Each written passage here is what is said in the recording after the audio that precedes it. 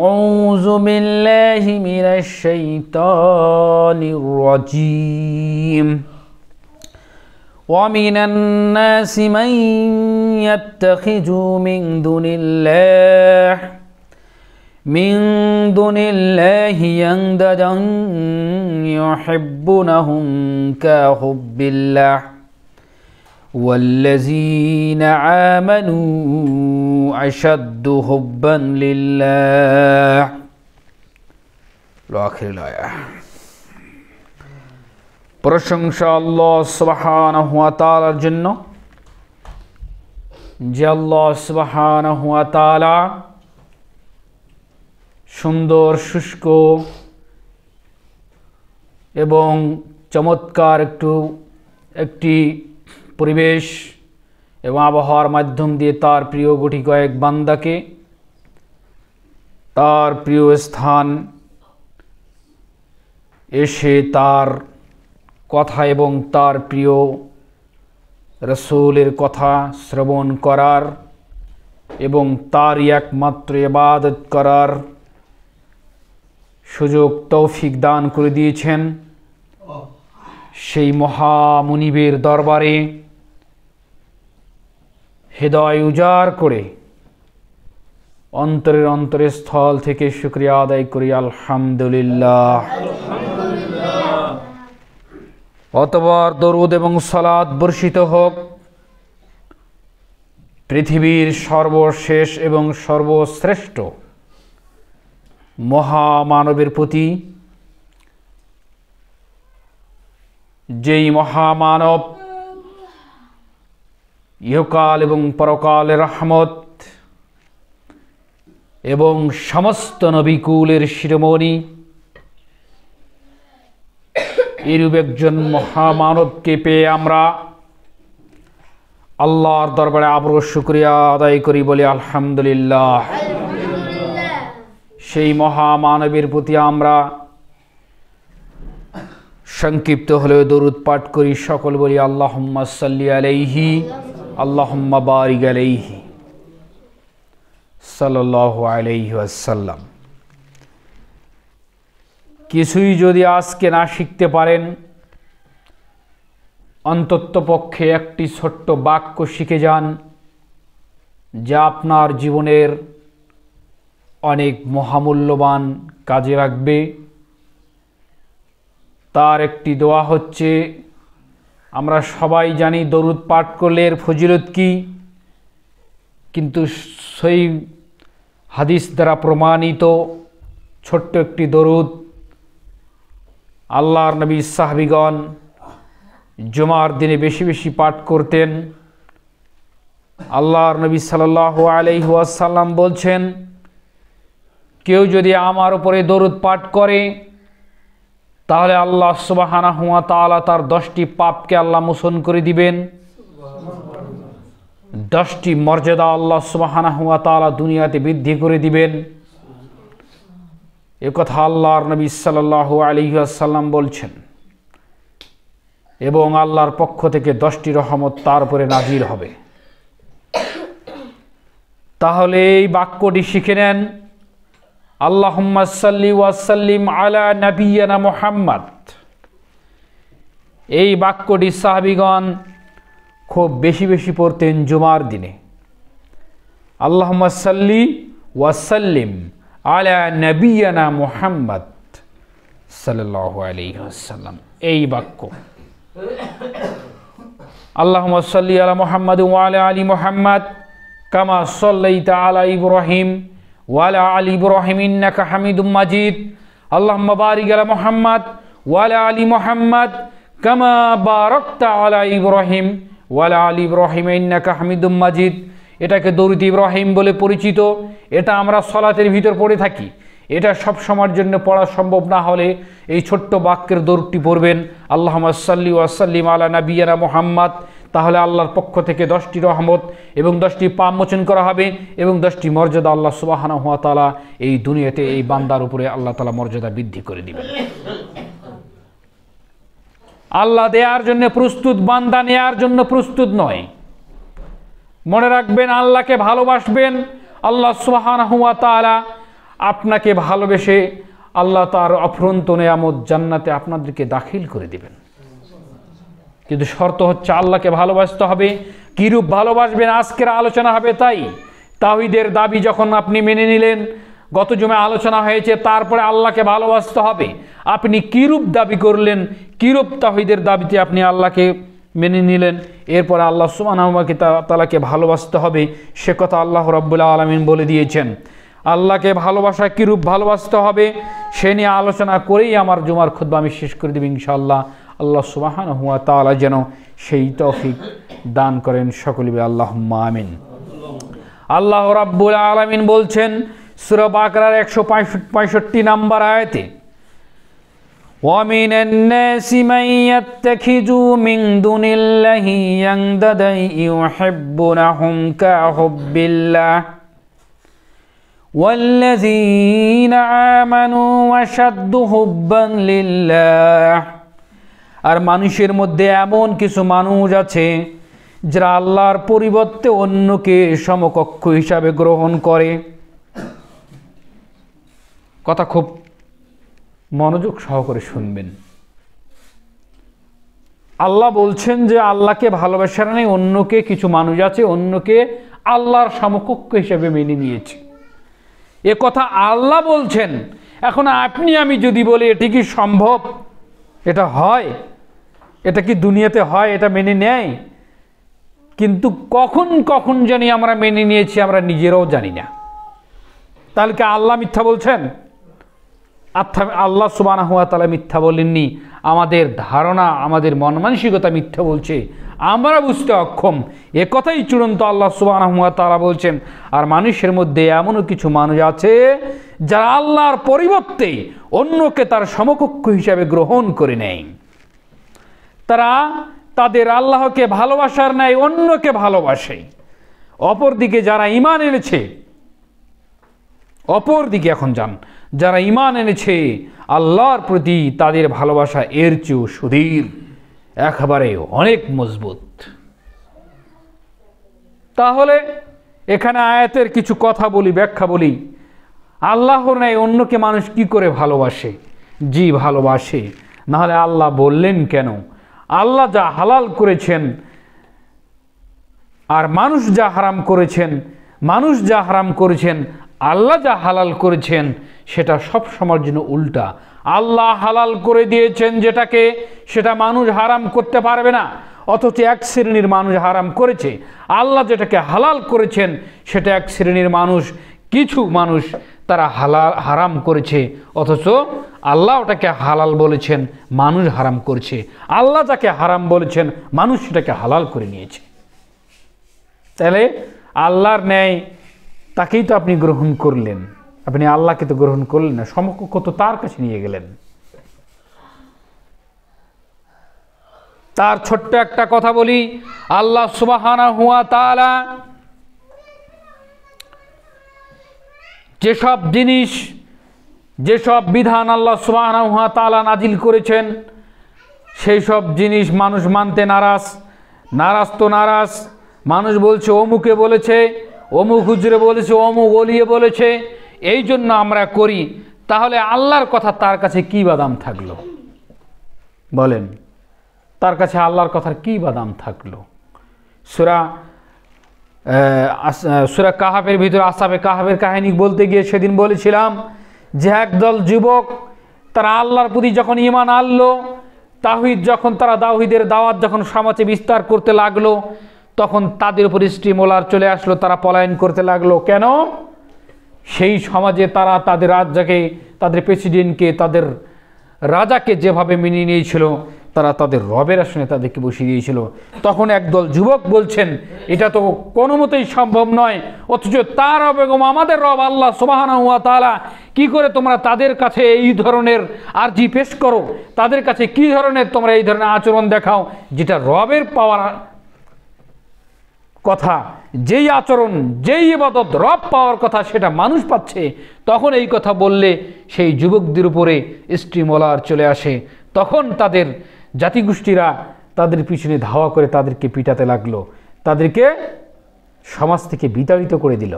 তারাও ভয়ে সেই গুহার ভিতরে রেখে কয়েকশো বছর তারা সেখানে থেকে গেল। তাহলে মানুষ, এক মানুষ অন্য মানুষকে ভালোবাসে তার রবের আসনে, এটা মনে রাখতে হবে। আল্লাহ সুবহানাহু ওয়া তাআলা বলছেন যে নেশাদার দ্রব্য হারাম, ইন্নামাল খমরু।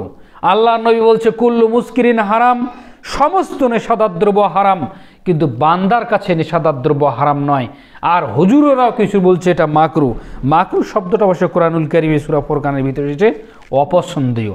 তা আল্লাহ যেটা অপছন্দ করলেন, আরে বেটা তুমি কোন কথার উপর এটা পছন্দ করলে? আর অপছন্দ করে সমাজে চালিয়ে দিয়ে গোলবিরি জর্দা যত প্রকার নেশাদার দ্রব্য আছে, অপছন্দ কথা চালিয়ে দিয়ে, মাকরু কথা চালিয়ে দিয়ে সবাই খাচ্ছে। আল্লাহ ওটাকে অপছন্দ করলেন, আল্লাহর নবী ওটা হারাম করলেন। আল্লাহ সুবহানাহু ওয়া তাআলা ইন্নামাল খমরু বলে হারাম করে দিয়ে এটা শয়তানের কাজ বললেন। সেটা আপনাদের কাছে, এই তথাকথিত মুসলমানের কাছে, তথাকথিত হুজুরের কাছে এটা হালাল হয়ে গেল। হয়ে আপনি তাকে, তার কথা মেনে নিলেন, তাহলে আল্লাহর কথা অ্যাভয়েড করে তাকে ভালোবাসলেন। সে কথা আল্লাহ বলছেন এমনও কিছু সমাজে মানুষ আছে আল্লাহর পরিবর্তে তাদেরকে সমকক্ষ বানিয়ে নিয়েছে, অর্থাৎ আল্লাহ যেটা নিষেধ করেছেন সেটা অ্যাভয়েড করে দিয়ে তাদের দরবেশদেরকে মেনে নিয়েছে, তাদের অলি আউলিয়া, তাদের বড় মানুষদেরকে এইভাবে মেনে নিয়েছে। সমাজে এটা হচ্ছে, সমকক্ষ তৈরি করে দিয়েছে। এটা গেল এই দিকে, সব জায়গায় নয়, কিছু কিছু জায়গায় দেখবেন আমরা বিভিন্ন জায়গায় উঠা বসা করি, কাজের সুবাদে, বন্ধু বান্ধবের সুবাদে, প্রোগ্রামের সুবাদে, রমজান মাসে বিভিন্ন কাজে আমরা উঠা বসা করি। অনেক আর্জি, অনেক অভিযোগ আমাদের কাছে পেশ করে মানুষেরা। রাস্তা বন্ধ করে দিয়েছে, কেন, কি কারণে বন্ধ করেছে? জমিটা ওর গাছ লাগিয়ে দিয়েছে, বেড়া লাগিয়ে দিয়েছে। কেন করলেন? আমার জমি, এই জন্য করেছি। কোরআন হাদিসের 23 বছর নবীর জীবনে যত কঠোর কথা আল্লাহর নবী বলেছেন, তা হচ্ছে রাস্তা সম্পর্কে এত কঠোর কথা আমার জানা নাই, এত কঠোর কথা আল্লাহর নবী বলেছেন। জমি আমার, এই কথা বলতে পারবে না। যেখান দিয়ে মানুষ চলাচল করে সেটাই রাস্তা, আর সেটাকে, রাস্তাকে প্রশস্ত করতে আল্লাহর নবী সাল্লাল্লাহু আলাইহি সাল্লাম বলছে কোনো সময় নেই, এটাকে স্টিমলার দিয়ে ঘুরিয়ে একেবারে রাস্তা ক্লিয়ার করে ফেলো। কিন্তু কেন দিচ্ছে না? সে বলছে আমার গোটা একটা গ্রামকে, গোটা একটা পাড়াকে, কয়েকটা বাড়িকে, কত পরিবারকে এইভাবে নির্যাতিত করা হচ্ছে, সে তার ক্ষমতার বলে ধরে রয়েছে। কেন? আমার অর্থবিত্ত, আমাদের সামাজিক প্রভাব সমাজের মধ্যে আছে, এই কারণে। তাহলে এখন সে কোথায় বসে আছে? জমি আল্লাহ সুবহানাহু ওয়া তাআলার, কিন্তু এটা রাখালগিরির দায়িত্ব দিয়েছে মানুষের হাতে। কারো বেশি, কারো কম, কাউকে মাজলুম করে রেখেছে, কারো নিঃস্ব করে রেখেছে, কাউকে রড তালিকায় রেখে দিয়েছে। কিন্তু প্রকৃত মালিক কে বলেন? আল্লাহ সুবহানাহু ওয়া তাআলা। এখন সে কোথায়, কোন আসনে বসে আছে? শুধু সূরা বাকারার 165 নম্বর আয়াতের তাফসিরগুলো দেখবেন, ইবনে কাসির থেকে শুরু করে যত তাফসির রয়েছে, কি করে তারা রবের সমকক্ষ হয়ে বসে আছে। তারপর অনেক জায়গায় শুনি অনেক মানুষের অনেক জমি জমা, মানুষ মানে ক্ষেত চাষবাদ করে খায়, একে অপরের নিয়ে তো খায়, চুক্তি খায়, আদি খায়, অনেক কিছুই করে খায়। এটাই রিজিক, এভাবেই রিজিক আল্লাহ সুবহানাহু ওয়া তাআলা জমিনে বিস্তার করে রেখে দিয়েছেন। যদি রাতে ডাকে, সকালে ডাকে, ফজরে ডাকে, আর যদি আসতে দেরি হয়, বাতে না আসে, যদি তার কথা না শোনে, পরের দিন সন্ধ্যা হতে হতে নতুন আধিয়ার ছেদ করবে, নাহলে নতুন কিছু ছেদ করবে। তার মানে রুজির মালিক সে নিজেই দাবি করেছে। কখন সে নিজেই রবের আসনে বসে গেছে সে নিজেও জানে না।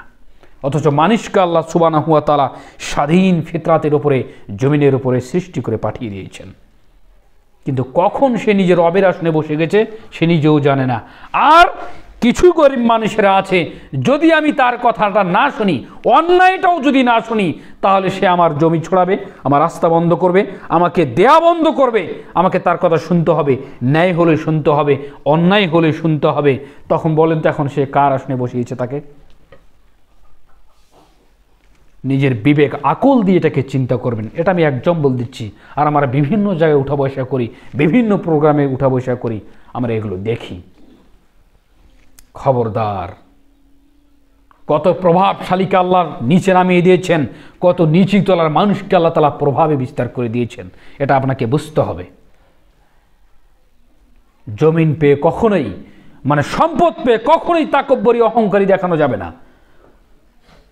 ওয়ালা তামশি ফিল আরদি মারহান, তোমরা যে দাস্তিপনা দেখাচ্ছ, অহংকারী দেখাচ্ছ, এটা করে কি তোমরা পাহাড়ে লুচিয়ে ছড়িয়ে যেতে পারবে? একটা পাহাড় কি জাম দিয়ে পার হতে পারবে? অথবা জমিনকে লাথি মেরে কি ফাড়িয়ে ফেলতে পারবে? আল্লাহ তাআলা বলছেন, অথচ এটা করতে তোমাদের সেই শক্তি সামর্থ্য তোমাদেরকে দেওয়া হয়নি। তাহলে কিসের অহংকারী দাস্তিপনা দেখাচ্ছ? কেন নিজেকে আল্লাহর সমকক্ষ দাবি করছো বিভিন্ন কলাকৌশলে? সামান্য একটি মেম্বার হয়েছো, সামান্য একটি চেয়ারম্যান হয়েছো, সামান্য একটি এমপি মন্ত্রী হয়েছো, সামান্য দেশের প্রেসিডেন্ট হয়েছো, এটা আল্লাহ সুবহানাহু ওয়া তাআলার কাছে সামান্য। কীরকম সামান্য আমি বলি, এই যে সূর্যের ছাটাটা যদি এই দিক দিয়ে বের হতো, তাহলে সাইড থেকে দেখতেন কিছু ধূলিকণা। এই ধূলিকণার সমান আপনি হতে পারেননি। আল্লাহ বলছেন, ফামান ইয়া'মাল মিসকালা যাররাতিন খায়রান ইয়ারা ওয়া মান ইয়া'মাল মিসকালা যাররাতিন শাররান ইয়ারা। আল্লাহ জাররা থেকে জাররা পরিমাণ আল্লাহর কাছে হিসাব প্রদান করতে হবে। তা জাররা বলতে আগের আলেম ওলামার মুখ থেকে আমরা শুনতাম সরিষাকে 70 ভাঙ্গা করত, এটা আমি পাইনি, তবে আলেম ওলামার মুখ থেকে শুনেছি। পরবর্তীতে আমি ব্যাখ্যাগুলো দেখলাম জাস্টিফাই করে, কোরআন হাদিসের যে শব্দ চয়নগুলো এসেছে তাতে সূর্যের যে তাপমাত্রা যদি কোনো ফুটা দিয়ে ঢোকে, তাহলে দেখবেন কিছু ধূলিকণা উড়াচ্ছে, সেই ধূলিকণাকে জাররা বলা হয়। এই ধূলিকণা জাররা পরিমাণ আল্লাহ ছাড় দিবেন না সেদিন। আল্লাহ আবার বলবেন, আনা মালিকুন আমলাক, পৃথিবীর স্বৈরাচারী, পৃথিবীর প্রতাপশালী, পৃথিবীর রাজা পরা বাচ্চারা আজকে কোথায়? আজকে বিচারের দিন আমি এখানে রাজা ধীরাজ। তাহলে তুমি তো সামান্য, সামান্যের চেয়েও সামান্য। তাহলে তোমাকে দেয়া হয়েছে কেন? দায়িত্ব একটা আল্লাহর পক্ষ থেকে আমানত। যে মেম্বার, চেয়ারম্যান, এমপি, মন্ত্রী, প্রেসিডেন্ট হয়েছে, এটা আল্লাহর পক্ষ থেকে নিয়ামত। এটাকে নিয়ামত মনে করে নিয়ে, দায়িত্ব মনে করে নিয়ে, নিজেকে গুটিয়ে নিয়ে, নিজেকে একেবারে জড়সড় হয়ে আপনাকে এই দায়িত্ব পালন করতে হবে। তাহলে শুনুন, পৃথিবীর অর্ধ পৃথিবীর খলিফা উমর রাদিয়াল্লাহু তাআলা আনহু, অর্ধ পৃথিবীর খলিফা, যদি বেঁচে থাকতেন সমস্ত পৃথিবীর খলিফা হতেন। কিন্তু ওই পর্যন্ত হায়াত নাই, ওই পর্যন্ত ইসলামের প্রসার তখন ঘটেনি। পৃথিবীটা অর্ধ পৃথিবীর খলিফা উমর। তাহলে দেখেন, তার যে চাকর এক প্রদেশ থেকে আরেক প্রদেশ যখন যাচ্ছে, তার মিশনে কাজে যাচ্ছে, যখন যাচ্ছেন তখন উটের ঘোড়ার লাগাম টেনে যদি 20 কিলো রাস্তা নিয়ে যাচ্ছে চাকর, তাহলে সে নেমে তার চাকরকে এখানে চড়িয়ে তার লাগামটা টেনে তাকে 20 কিলো নিয়ে যাচ্ছে। অথচ সারা পৃথিবীতে যতগুলো মানুষ এসেছে, বলছেন যে ওমর ব্যতিক্রমী এক মানুষ। তার জীবন ইতিহাস পড়ে বলছেন, অর্ধ পৃথিবীর খলিফা, কি পাওয়ার, কি মানুষ ছিলেন। যে রাস্তা দিয়ে চলে সে রাস্তায় শয়তান বিচরণ করে না, পালিয়ে যায়।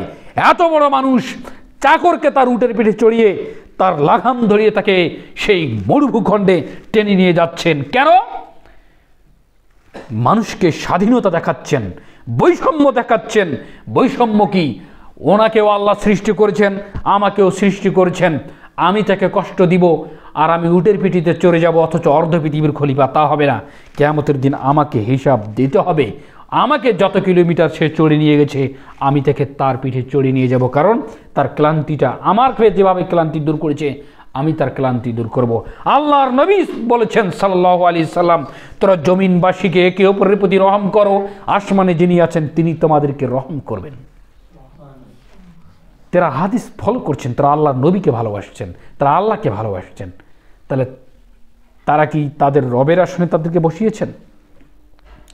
আজকে যারা ক্ষমতায় আসতেছে, বিগত চলে গিয়েছে, যেই ক্ষমতায় এসে তার ব্যাপার স্যাপারে আলাদা, কথা বলতে পারবেন না আপনি, আপনার বাক স্বাধীনতাও নেই।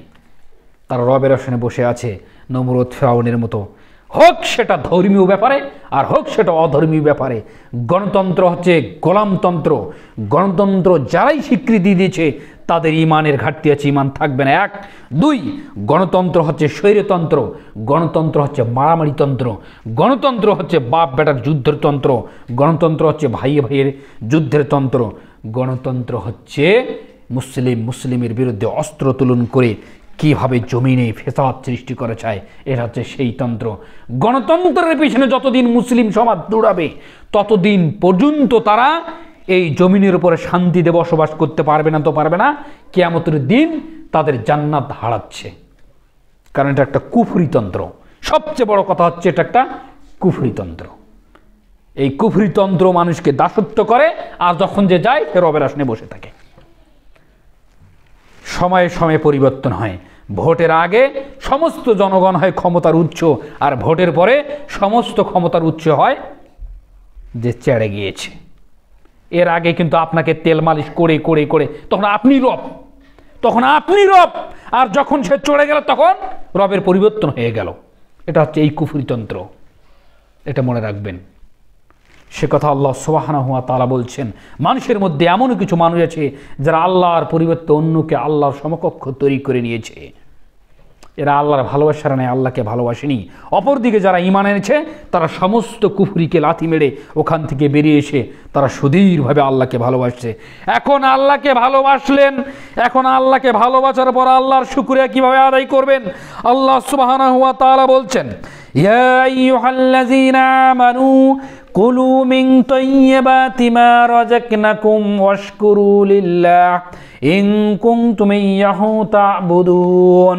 হে বিশ্বাস স্থাপনকারী, স্বীকৃতি প্রদানকারী ঈমানদারগণ, শুনে রাখো, আমি তোমাদের যে রিজিক স্বরূপ দান করেছি, যে রিজিক জমিনের উপরে তোমাদেরকে আমি দান করেছি, সেই রিজিক থেকে তোমরা পবিত্র বস্তু খাও। জমিনের উপরে যা কিছু হয় সব রিজিক কিন্তু পবিত্র নয়। তাহলে আল্লাহ দিলেন যে এটা পরীক্ষা। যেটা শুকুরে খাবে সেটা কুকুরে খাবে না, যেটা মানুষে খাবে সেটা শুকুর খাবে না, যেটা শুকুর খাবে সেটা মানুষ খাবে না।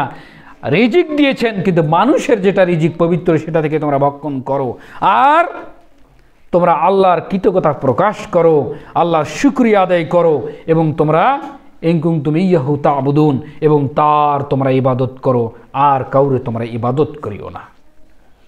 আল্লাহকে ভালোবাসার পর এখন আপনার ভালোবাসার কাজটা কি? হালাল রুজি ভক্ষণ করতে হবে এবং তার শুকরিয়া আদায় করতে হবে, কৃতজ্ঞতা প্রকাশ করতে হবে। 3, তার ইবাদত করতে হবে। সে কথা আল্লাহ সুবহানাহু ওয়া তাআলা বললেন। তারপরে আল্লাহ সুবহানাহু ওয়া তাআলা বললেন, এটা সূরা বাকারার 172 নম্বর আয়াত। তারপরে আল্লাহ সুবহানাহু ওয়া তাআলা বললেন, কেবল আল্লাহকে সিজদা করতে হবে, আর কাউকে সিজদা করা যাবে না। তাহলে মানুষ অন্যকে সিজদা করে, নাহলে আল্লাহ রাব্বুল আলামিন কেন এই কথা বললেন? সিজদা করে তো মানুষ, একে অপরকে সিজদা করে। যান না, এখানে দিনাজপুরে হয়তো নেই, যান বিভিন্ন জায়গায় যান, আস্তে করে মাথাটা নোয়াচ্ছে, নত করছে এবং সিজদা করছে সন্তানের আশায়। যান না শাহজালাল, শাহপরান, সিলেটে যান না, আপনার ওই চট্টগ্রামের গরিবুল্লাহ শাহ মাজারে যান না, ওই টিকটিকির উপরে মাজার চট্টগ্রামে, ওই গরিবুল্লাহ শাহর মাজার, জায়গাটার নাম মনে আসতেছে না, আমি ওইখানে গিয়েছিলাম। অনেক উঁচু পাহাড়, ওই উপরের একটা কি যেন গরিবুল্লাহ শাহর মাজার। তারপরে বাইজিদ বোস্তামিকে যারা ইমানের দাবিতে যদি কেউ মুসলিম মনে করে, আমি মনে করি সেও মুসলিম নয়। ওর বিস্তারিত ঘটনা কাহিনী যদি কেউ শোনে, তাহলে নাউজুবিল্লাহ তো বলবেই, ইস্তেগফার পড়বে। তবে ওই দিকে যাচ্ছি না। অথচ বাইজিদ বোস্তামি সম্পর্কে এই মুসলিম সমাজের ভিতরে এমন অলি তাকে সাজানো হয়েছে, এমন ওয়াজ তার পক্ষে করা হয়েছে, বিশাল মাপের মানুষ বানানো হয়েছে। অথচ বাইজিদ বোস্তামির একটু ঘটনা বলি। বাইজিদ বোস্তামি আল্লাহকে খুঁজতে লাগলেন। আল্লাহকে খুঁজতে খুঁজতে যখন পেলেন না, তখন বলছে, আল্লাহ তো আমি নিজেই আল্লাহ। কথা বুঝতে পারছেন? ও হচ্ছে সেই প্রকৃতির কাফের, আর তাকে সমাজের উপরে এমনভাবে বিস্তার করানো হয়েছে, বিশাল বড়। আগলো ওর নামে মাজার হাজার তামান করেছে, ওর কাছে যেমন সন্তানও যাচ্ছে। অথচ ওই মাজার বাংলাদেশে থাকার কোনো কথাই নয়, কারণ ওর এই দিকে পদচারণও হয়নি, সেটা ওই দিকে আফগানিস্তান, ইরাক এই দিকে, সেটাকে এইখানে তার নামে মাজার খুলেছে। তা যাই হোক, এই যে বললেন যে সিজদা করার ব্যাপারে কথাটা আসলো, যে একমাত্র আল্লাহকে সিজদা করতে অন্য কাউকে সিজদা করা যাবেন না। আপনি যান শাহজালাল, শাহপরান এবং গরিবুল্লাহ এবং বাইজিদ বোস্তামির এখানে, আপনি দেখবেন ওখানে লেখা আছে এখানে সিজদা করা হারাম, বেশি করে সিজদা করে। বেশি করে সিজদা করে, মানে ধূমপান নিষেধ, সিগারেটের প্যাকেটের গায়ে লেখা আছে বেশি করে খায়, বেশি করে খায়, সবই উল্টাটা। তো আল্লাহ রাব্বুল আলামিন বলছেন সিজদা করলে একজনকে করবেন, তিনি রব। ومن آياته الليل والنهار والشمس والقمر لا تسجدوا للشمس ولا للقمر واسجدوا لله الذي خلقهن إن كنتم إياه تعبدون। আল্লাহ রাব্বুল আলামিন বলছেন তার নির্দেশনাবলীর মধ্যে রয়েছে রাত এবং দিন, চন্দ্র সূর্য। তোমরা সূর্যকে সিজদা করো না, চন্দ্রকেও সিজদা করো না, সিজদা করবে না কোনো ওলিয়া উলিয়াকে। আল্লাহ রাব্বুল আলামিন বলছেন বরং তোমরা সিজদা করো সেই সত্তাকে যিনি তোমাদেরকে সৃষ্টি করেছেন, তার সিজদা করে তার ইবাদত করো যিনি এগুলো সৃষ্টি করেছেন। কোনো কিছুর সিজদা করতে আল্লাহ সুবহানাহু ওয়া তাআলা নিষেধ করে দিয়েছেন, একমাত্র আল্লাহ সুবহানাহু ওয়া তাআলাকে। এই যে চন্দ্র সূর্যের কথা কেন বললেন, ইতিপূর্বে কিন্তু চন্দ্র সূর্যেরও সিজদা হতো জাহেলি যুগে, এখনো হয় কিছু কিছু এলাকায়। অগ্নি পূজক আছে, আগুন পূজা করে। হিন্দুদের মধ্যে তো এখনো আগুন দেখলে আর বড় বট গাছ দেখলে পারাস করে এখানে মোমবাতি দিয়ে শুরু হয়ে গেল। তা আল্লাহ বলছেন কোনো কিছুর সিজদা করো না, তোমরা সিজদা করো সেই সত্তাকে যিনি এগুলো সৃষ্টি করেছেন, যদি তোমরা তার ইবাদত করে থাকো। যদি আল্লাহর ইবাদত করে থাকো তাহলে কোনো কিছুর সিজদা আর চলবে না। তারপরে আল্লাহ রাব্বুল আলামিন বলছেন, এটা সূরা হামিম সাজদার 37 নম্বর আয়াত। তারপরে আল্লাহ সুবহানাহু ওয়া তাআলা বলছেন যে আল্লাহকে ভালোবাসলেন, আল্লাহকে ভালোবাসার পরিচয় কিভাবে বহন করবেন। অনেক মানুষ রয়েছে আমি আল্লাহকে ভালোবাসি, তা আল্লাহকে যে ভালোবাসলেন তা আল্লাহকে ভালোবাসার প্রমাণ দেন। আপনি তো মসজিদে যান না, আপনি তো সালাত আদায় করেন না, আপনার ফেস পরিবর্তন হয় না, আপনি দিনের জন্য কোনো কিছু করছেন না, আপনার পরিবারের উপরে ইসলামের কোনো বিধিবিধান জারি করার জন্য আপনার চেষ্টা নেই, আপনি কি ভালোবাসা দেখাচ্ছেন আল্লাহকে? অথচ আল্লাহ বলছেন তোমরা যখন আল্লাহকে ভালোবাসার পরিচয় দাও কিভাবে, ইন্নানি আনাল্লাহু লা ইলাহা ইল্লা আনা ফা'বুদুনি ওয়া আকিমিস সালাতা লিযিকরি। আমি আল্লাহ, এখানে আল্লাহ বলছেন নিশ্চয়ই আমি আল্লাহ, আমি ব্যতীত দ্বিতীয় কোনো আর সত্য ইলা নেই, সুতরাং তোমরা আমার ইবাদত করো এবং আমার শরণার্থে সালাত আদায় করো। আর সালাত হচ্ছে সবচেয়ে বড় জিকির দোয়ার মাধ্যম। তাহলে আল্লাহকে যে ভালোবাসলেন এই কথাটা আপনি বললেন। অনেক মানুষ আছে আমি নামাজ পড়ি না তাই কি আমার ঈমান কিন্তু মজবুত আছে। সমাজে এরকম মানুষের সমাজে বসবাস করে, যার সালাত নেই তার ঈমান নেই, যার সালাত নেই সে মুসলিম নয়, যার সালাত নেই তাকে সালাম দেওয়া হারাম, যার সালাত নেই তাকে বিবাহ দেওয়া হারাম, যার সালাত নেই তাকে মেয়ে দিতে পারবেন না, যার সালাত নেই সেই মেয়েকে বৌমা করতে পারবেন না, যার সালাত নেই এমন স্ত্রী রাখতে পারবেন না, যার সালাত নেই ওই স্বামীকে তালাক দিতে হবে। এটা আমি বলিনি, আল্লাহ রাব্বুল আলামিন বলেছেন। এই আয়াতগুলোর উপর প্রেক্ষাপট করেই শেখ উসাইমিন রাহমাহুল্লাহ তার ফতোয়া নিয়ে এসেছেন, আমি বলিনি। তবে কথা শর্টকাট বললাম, এটার জন্য দাওয়াত চালাতে হবে, স্বামীকে বলতে হবে আপনি সালাত আদায় করেন। কোনো মুমিন কোনো কাফের এক বিছানায় শোবে এমনটা নয়, মানে একত্রিত সংসার করবে এমনটা নয়। স্বামী সালাত আদায় করে, স্ত্রী করে না, স্ত্রী করে, স্বামী করে না। বিবাহ এমনিতে বিচ্ছেদ হয়ে গেছে, সমাজ লাগে না, উকিল লাগে না, অলি লাগে না, ইমাম লাগে না, কাউকেই লাগে না, এমনিতেই ঈমান কেটে গিয়েছে, এমনিতেই সম্পর্ক ছিন্ন হয়ে গেছে। যদি স্বামী সালাত আদায় করে, স্ত্রী করে না, স্ত্রী করে, স্বামী করে না, এমনিতেই বিবাহ কেটে গেছে। ইমানদারের জন্য ইমানদার পুরুষ, ইমানদার নারীর জন্য ইমানদার পুরুষ প্রয়োজন। তাছাড়া কুফর এবং ঈমান একসঙ্গে সংসার করতে পারে না। তো করছেন তো পতিতালয়েও তো পুরুষেরা যা মিলামিশা করেছে, তাদের কি সমস্যা হচ্ছে জমিনের উপরে? কিছুই তো হচ্ছে না। ঘটনা তো এইরূপে। তো আল্লাহকে ভালোবাসবেন, আল্লাহকে ভালোবাসার কথা মুখে বললে হবে, আপনাকে এটা অন্তরে প্রবেশ করিয়ে কর্মে বাস্তবায়ন দেখাতে হবে।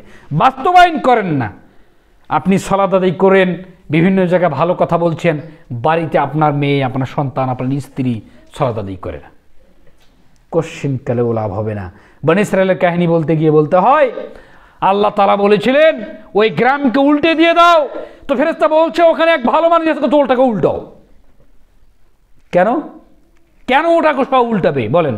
ওই যে কয় না ঘুণের সঙ্গে আটাও পিছা যায়, তো ঘটনা এইরূপ। কেন উল্টাবো?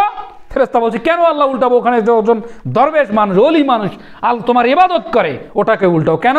ও নিজে ইবাদত করে কিন্তু সমাজ পরিবর্তনের কোনো মিশন সে চালায় না। তাহলে আমি এতগুলো কথা বললাম কেন? আমাকে বলতে হবে, আমার দায়ভারটা আমার ঘর থেকে নামাতে হবে, যাতে আল্লাহ আমার উপরে গজব নাজিল না করে। এমন নবী রাসূল চলে গিয়েছেন, আল্লাহ তাআলা হুঁশিয়ারি দিয়েছেন তুমি এলাকা সাইড হয়ে যাও। নবী রাসূলদেরকে বলছে কেন? ওটা এখন উল্টিবার সময় হয়ে গেছে, তোমার কথা যদি আর শুনছে না, তুমি সাইড হয়ে যাও। সাইড হয়ে গিয়েছে, বাস তামা করে দিয়ে দিয়েছে। তা আপনি বাঁচবেন, আমি বাঁচবো? 5 ওয়াক্ত সালাত আদায় করবে না আপনি, আপনার স্ত্রী সন্তান করবে না, আর আপনার স্ত্রী করে আপনি করেন না। আপনার জেনার পাপ লেখা হচ্ছে, আপনার ডানে বামে লেখা হচ্ছে জেনা হচ্ছে, জেনা হচ্ছে, জেনা হচ্ছে, আপনার হুজ হচ্ছে, হুজ আছে আপনার। জেলখানার ভিতরে কি হচ্ছে আপনি দেখেননি, কিন্তু ভয় করছেন। তো আপনি এটা ভয় করতে পারেন না যে আমার জেনার পাপ লেখা হচ্ছে, পরকালে আমাকে জাহান্নাম যেতে হবে, আমার বিবাহ বিচ্ছেদ হয়ে গেছে, আমার বিবাহ নেই আমার স্ত্রীর সঙ্গে। কেন? মুমিনের কাফের স্বামী স্ত্রী থাকে না। মাসালা আমি দিয়েছি, আল্লাহ দিয়েছেন, আল্লাহর নবী সাল্লাল্লাহু আলাইহি সাল্লাম দিয়েছেন, সেই কথাগুলোকে আবার তুলে দিয়েছেন বিদ্বানরা। তার একজন 20 শতাব্দীর বড় মুহাদ্দিস শেখ বিন উসাইমিন রাহিমাহুল্লাহ, ফতোয়া আরকানুল ইসলাম পড়ে দেখেন না, কলম ঠেকাবার কোনো বুদ্ধি নেই ওখানে। তারা এত বড় বড় বিদ্বান, তারা কোরআন প্রতিটি কথার পিছনে দলিল ডকুমেন্ট উল্লেখ করেছেন। এই কথা হচ্ছে এই। যাই হোক, যখন আপনি আল্লাহকে ভালোবাসবেন, এটা পরিচয় বহন করবে কি করে? ইন্নানি আনাল্লাহু লা ইলাহা ইল্লা আনা ফা'বুদুনি, নিশ্চয়ই আমি আল্লাহ, আমি ব্যতীত আর সত্য কোনো দ্বিতীয় ইলা নেই, অতএব আমার স্বার্থে তোমরা সালাত আদায় করো। কার সাথে করবেন? আল্লাহ সুবহানাহু ওয়া তাআলাকে সন্তুষ্টির জন্য সালাত আদায় করবেন। আর সালাত হচ্ছে সবচেয়ে দোয়ার বড় মাধ্যম।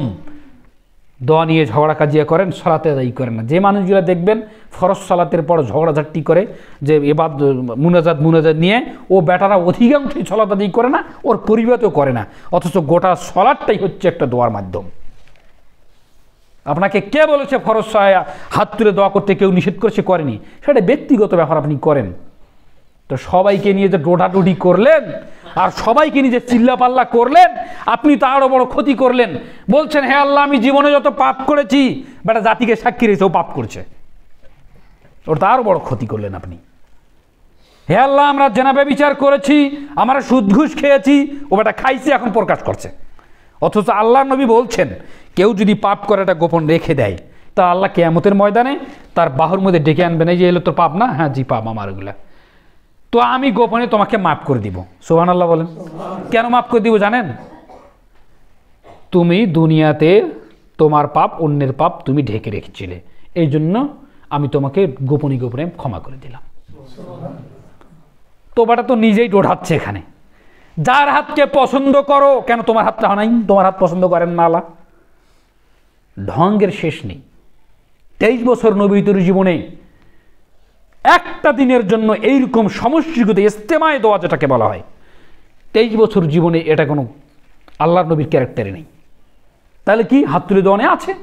অ্যাভেলেবেল হাদিস, সবগুলো ব্যক্তিগতভাবে কাঁদেন আপনি। আপনি আপনার পাপের জন্য ক্রন্দন করেন আল্লাহর কাছে একনিষ্ঠভাবে, আল্লাহ আমি অপরাধ করেছি, তোমাকে ক্ষমা করে দাও। আল্লাহর নবী বলছেন যে হাত তুলে আল্লাহর কাছে, সে হাতটা ফেরত দিতে আল্লাহ সুবহানাহু ওয়া তাআলা লজ্জা পান, কবুল করবে এই জন্য লজ্জা পান। তার আল্লাহ লজ্জা পান, স্রষ্টা হয়ে লজ্জা পান, তুমি হাত তুলে সুবিধাই। তো সেইখানে যান। তা আপনি সালাতি তো আদায় করেন না, আপনি ঝগড়া করেন মুনাজাত নিয়ে। আর এক শ্রেণী ওরাই এবার বলছেন নামাজ নিয়ে কোনো কথা নেই, আমার মুনাজাত নিয়ে কাজিয়া। আরে বেটা, এই কথাটা আজ প্রসঙ্গে না আমি আসি নাই, কোনোদিন আসতেও চাইনি, কথায় কথায় চলে আসলো আয়াতের প্রেক্ষাপটে।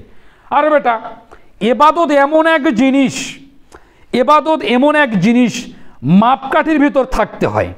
মাপকাঠিটা কি? যা আল্লাহ নবী সাল্লাল্লাহু আলাইহি ওয়াসাল্লামের যে দেখানো পথ পদ্ধতিতে এনার যে ইবাদতের মাপ এটার ভিতর থাকতে হয়। কম যদি করেন তাহলে আপনি ছাড় পাবেন, বেশি করলে আপনাকে ছাড় দেওয়া হবে না। আপনি বেশি করলে আপনার কাছে কখনো ওহী আসলো? আপনি কম করলেন এটা আপনার ব্যর্থতা, কিন্তু বেশি করলেন আসমান থেকে কখন আপনার কাছে ওহী আসলো? এটা আপনি করেন। আপনি কখন নিজেকে নবী দাবি করলেন যে আমার কাছে ওহী আসছে এটা করতে হবে? ফাজলে আমার একটা লিমিট থাকা উচিত। আপনার সন্তানকে আপনি সুন্নাত দিবেন, খাতনা করাবেন, তো ওস্তাকে 600 টাকাই তো আপনি দিচ্ছেন, তো বলতে পারেন না গোড়া থেকে কেটে দাও? কেন বলেন না? ও ক্ষতি হবে তাই? ওইটা তো ঠিকই বলছেন যে গোড়া থেকে কাটলে ওটা জীবন শেষ। তো গোড়া থেকে কাটলে জীবন শেষ। তো ইসলাম মানার ক্ষেত্রে আপনি যখন বেশি করে মানতে যাবেন তখন আপনার ইসলামের ইবাদতটাই আপনার শেষ। কেন? আল্লাহ যা নাজিল করেছেন এটার উপরে আপনি সন্তুষ্ট থাকেন। রাজিতু বিল্লাহি রাব্বান ওয়া বিল ইসলাম দীনান ওয়া বি মুহাম্মাদিন নাবিয়ান। মুহাম্মদ সাল্লাল্লাহু আলাইহি সাল্লামের উপর আপনাকে রাজি খুশি থাকতে হবে, তাহলে আপনার ঈমানের তৃপ্তি পাবেন, পরিচয় বহন করবে। এ ব্যতীত হবে না। ভাত খাইছি হাত ধুই নাই, মূর্খদের মূর্খ মতো কথাবার্তা। ভাত খেয়েছি তো হাত ধুই নাই, কোনখার কথা কোথায় নিয়ে আসলো? নেন এই ধরনের কথাবার্তা বলে, অথচ আল্লাহ নবী সাল্লাল্লাহু আলাইহি সাল্লাম বলছেন যে কেউ যদি ফরজ সালাতের পর সালাম ফেরানোর পর যদি শুধু খালি বলে যে আল্লাহু লা ইলাহা ইল্লা হুয়াল হাইয়ুল কাইয়ুম, এই আয়াতুল কুরসি পাঠ করে, তাহলে ওই ব্যক্তি জান্নাতে চলে গিয়েছে। এখনো বুঝতে পারেননি জান্নাতে কোথায় গিয়েছে? চলে গিয়েছে। এখনো যায়নি কেন? মাঝখানে তার মৃত্যুটা বাধা, মরেনি লোকটা, এই কারণে সে এখনো জান্নাতে যায়নি। এত বড় ফজিলত, এত বড় দোয়ার মহত্ব, এত বড় মর্ম রেখে সালাম ফিরানোর পরেই ইমাম উল্টাকে ঘুরে একেবারে লেগে দিল, তুল কালাম হরিয়াট শুরু করে দিল। এখন কি ক্ষতি? যারা নফল সালাত আদায় করছে, সুন্নত সালাত আদায় করছে, তাদের মনোমানসিকতা একেবারে নড়বড় করে দিল। অথচ আল্লাহ সুবহানাহু ওয়া তাআলা বলছেন যখন কোরআন তেলাওয়াত করা হয় তখন তোমরা চুপচাপ থাকবে, মনোযোগ সহকারে শুনবে, এবং যখন সালাত আদায় করা হয় তখন তোমরা হট্টগোল করিও না। তো এখন কি হচ্ছে বলেন? ইবাদতের মাধ্যম দিয়ে একটা ইবাদতকে নষ্ট করছে, একটা 0 পয়েন্টের ইবাদত দিয়ে গুরুত্বপূর্ণ ইবাদতকে ধ্বংস করছে। এটা সমাজে ঘটছে এগুলা। বোঝেইনি ধর্ম কি জিনিস। ধর্ম বুঝতে গেলে 4টি জিনিসের প্রয়োজন। ধর্ম বুঝতে গেলে 4টি জিনিসের প্রয়োজন। এই 4টি পাবেন একমাত্র আরব কান্ট্রির আলেম ওলামা ছাড়া হবে না, বিদ্বান ছাড়া হবে না। তার 1, তাওহীদ বুঝতে হবে। 2, এর পরিপন্থী শিরিক বুঝতে হবে, তাগুত বুঝতে হবে। এটা 2টা গেল। 3, আপনাকে সুন্নাত বুঝতে হবে। সুন্নাত কি জিনিস? সুন্নাত হচ্ছে মাপকাঠি, দেখানো পথ পদ্ধতি। 4, আপনাকে বেদাত সম্পর্কে জ্ঞান অর্জন করতে হবে। যেই সমাজে এই কলমটা আছে, এর ভিতর কালি আছে, লিখবে, কিন্তু কালি শেষ হয়ে গেলে যদি এর ভিতরে পানি দেন লিখবে? কালিয়ে লাগবে, এই জন্য লিখবে। ফুটা তো আছে, পানি ঢুকালে কি লিখবে? কালিয়ে লাগবে। তো ফরজ সালাতের পর যেই জিকির আজগার আছে ওটাই লাগবে। এর পরিবর্তে যদি আপনারটা আপনি ঢুকান তাহলে ওটা লিখবে না, কাজ আর হবে না। এর চেয়ে আমার বেশি আর জ্ঞান নেই। আল্লাহ সুবহানাহু ওয়া তাআলা যেন আমাদেরকে কোরআন সুন্নাহর নিরিখে ইবাদত করার তৌফিক দান করেন। সকলে বলে আল্লাহুম্মা আমিন। সামনের সপ্তাহে এর বাকি অংশ আলোচনা, 4টি আয়াতের উপরে আলোচনা হলো, আরও 5টি আয়াত রয়েছে এর উপরে। আপনারা সবাই আসবেন। কোরআন টু কোরআন তাফসির হবে এবং হাদিস এর সপক্ষে যেগুলো হাদিস, বুখারী, মুসলিম, আবু দাউদ, তিরমিজি, এই সাপেক্ষে আলোচনা হবে। এর বাহিরে কোনো কথা হবে না। ওই কেচ্ছা কাহিনী করে সময় নষ্ট করে এহকাল তো নষ্ট হচ্ছে, সবাই হচ্ছেই, পরকালেও ক্ষতিগ্রস্ত অন্তর্ভুক্ত হবে। কালকে বাংলা বাজারে আমাদের মাহফিল হয়েছে, ওই তথাকথিত মাহফিল। সুরতাল দেখলে মাথা কাজ করবে না। স্টেটের কাছে যে দেখলাম লোক বোধহয় 150-200 হবে। 15,000 টাকা দিয়ে বক্তা ভাড়া করেছে, আর সবার শেষে বলছে টাকাই উঠেছে বোধহয় 18,000 না 20,000 টাকা। তার চমৎকার একটা বিষয় বলেছেন, কি কথা বলতে হয় শুনে আমাকে অবাক। জান্নাতের মাহফিলগুলো নাকি রিয়াদুত জান্নাত। জান্নাতের মাহফিলগুলো, মানে মাহফিলের যে স্টেটগুলো, লোকজনগুলো, এগুলো জান্নাতের বাগান। কি বাগান? রিয়াজুল জান্নাহ। এইভাবে বক্তা ওয়াজ করছে, আপনারা এখানে বসলে রিয়াজুল জান্নাতে প্রবেশ করলেন, এইভাবে বক্তা ওয়াজ করছে। তো আমি ভাবছি জান্নাতের এই টিমে, জান্নাতের এই জামাতে বেটা তুমি টাকা ছাড়া তো ঢুকছো না, এটা কেমন কথা হলো? জাতিকে আর কত ফাঁকি দিবে, আর জাতি বা কতদিন আর ঘুমিয়ে থাকবে? যেখানে জান্নাত সেখানে টাকা দিয়ে ঢুকে মানুষ, টাকা নিয়ে ঢুকে জান্নাতে, না টাকা ব্যয় করে ঢুকতে হয় বলেন? দান করবেন জান্নাত দিবে, তো ও তো পকেটে 15,000 নিয়েই জান্নাতের বাগানে ঢুকছে। তো ওটা জান্নাতের বাগান, এখন ওটা গজবের বাগান হয়ে গেল। তো আপনি 15,000 টাকা দান করলেন মসজিদে, তা আল্লাহ বলছে জান্নাতের বিনিময়ে আমি তাদেরকে, দানের বিনিময়ে আমি তাদেরকে জান্নাত দান করব। আল্লাহ নবী বলছেন, যা আল্লাহ তারা এইভাবে বলছেন, দান এমন পাওয়ারফুল জিনিস, আমি দান করেছি আমাকে জান্নাত দেন, আল্লাহ জান্নাত দিবেন। তো আপনি তো দান করলেনই না, আপনি কোথায় 15,000 টাকা না হলে আপনি ওই প্যান্ডেলে ঢুকবেনই না, আবার ফির ওয়াজ করছেন এটা রিয়াজুল জান্নাহ। আর কত ব্যবসার আলেমলা আপনি দেখবেন সমাজে, বক্তা খোঁজে টাকা, শ্রোতা খোঁজে সুর, কমিটি খোঁজে উন্নয়ন। নিয়ত কারোই ভালো নয়, নিয়ত কারোই ভালো নয় যে ইসলামের উপকার হোক, এই নিয়ত কারোই নেই। নিয়ত একটাই, বক্তা কাছে এই সিজনটা আমাকে এত লক্ষ টাকা ইনকাম করতে হবে, আর শ্রোতা বলছে ওই বক্তার সুর তাল খুব ভালো, আর কমিটিকে তো অখেয়ালে লোকজন বেশি হবে। নিয়ত কারোই ভালো নয়, নিয়তেই গড়বড়, অথচ নিয়ত দিয়েই ইবাদত কবুল হবে। আল্লাহ সুবহানাহু ওয়া তাআলা যেন বোঝার তৌফিক দান করেন সকলে, আল্লাহুম্মা আমিন। সামনের সপ্তাহে আলোচনা হবে আল্লাহকেই ভয় করতে হবে, যে